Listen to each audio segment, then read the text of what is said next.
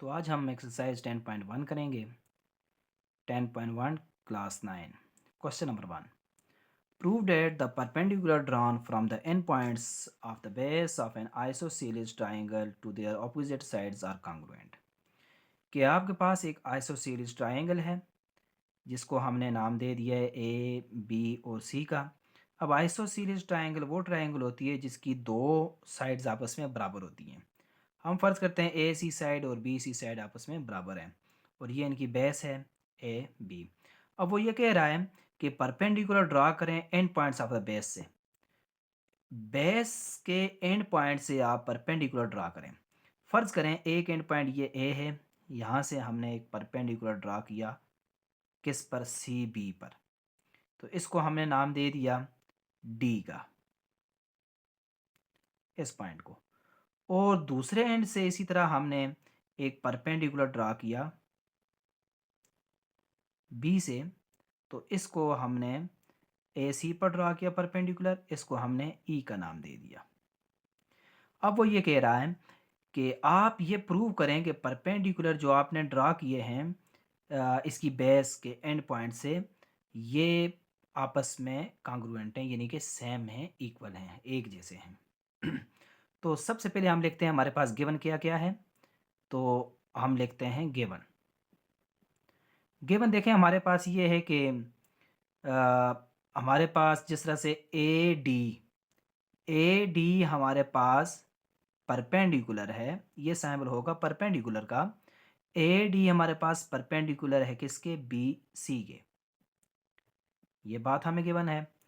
और इसके साथ और हमें क्या गिवन है ये हम देखते हैं कि हमारे पास बी ई ये परपेंडिकुलर है हमारे पास किसके, ए सी के। ए सी पर ये परपेंडिकुलर है। तो एक चीज़ और हमारे पास यहाँ से गिवन है, देखें यहाँ ई पर जो एंगल बन रहा है इस ट्राइंगल में, ए ई बी ट्राइंगल में ई पर जो एंगल बन रहा है, इसको मैं यूँ लिखूँगा एंगल ए ई बी। यानी कि ए ई बी ये जो ट्राइंगल है ए ई बी, इसमें ई पॉइंट पर जो एंगल बन रहा है, ई को दरमियान में लिखने का मकसद यही है कि ई पर जो एंगल बन रहा है इस ट्राइंगल में, वो देखें आपस में कांग्रुएंट है किसके, डी पर जो एंगल बन रहा है ए बी डी ट्राइंगल में, यानी कि ट्राइंगल ए डी बी में। अब देखें ये ए डी सी बी पर परपेंडिकुलर है, तो परपेंडिकुलर है इसका मतलब है एंगल 90 का है। इसी तरह से बी ई ए सी पर परपेंडिकुलर है, तो इसका मतलब है यहाँ भी एंगल 90 का है। तो इसका मतलब है ई पॉइंट पर इस ट्रायंगल में ए ई बी में और डी पॉइंट पर इस ट्रायंगल में ए बी डी में, ये दोनों एंगल जो यहाँ पे बन रहे हैं ये एक दूसरे के कॉन्ग्रुएंट हैं। तो नेक्स्ट आगे बढ़ते हैं। अब हमने प्रूव क्या करना है, इसको हम लिखते हैं कि टू प्रूव। प्रूव हमने ये करना है कि ई बी या बी ई जो भी है हमारे पास, ई बी ये हमारे पास इक्वल है किसके, ए डी के। ये हमने प्रूव करना है। अब आगे बढ़ते हैं और प्रूफ की तरफ जाते हैं। तो हम एक तरफ लिखते हैं स्टेटमेंट, प्रूफ में हम एक तरफ लिखते हैं स्टेटमेंट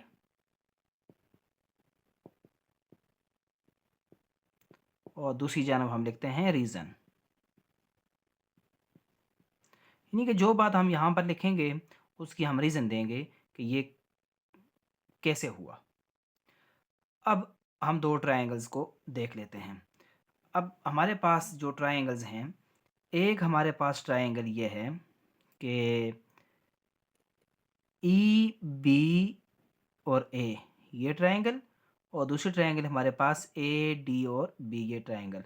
तो इन दो ट्रायंगल्स में हम करस्पॉन्डिंग्स जो है वो चेक करते हैं कि हमारे पास ये कैसे आती है करस्पॉन्डिंग्स इसमें। तो हम लिखते हैं ट्रायंगल ए ई बी, इसकी करस्पॉन्डेंस हम चेक करते हैं ट्रायंगल ए डी बी के साथ। अब सबसे पहली बात यह है कि हमारे पास एंगल बी एंगल ए के इक्वल है। Angle B is congruent to angle A. अब ये ऐसा क्यों है?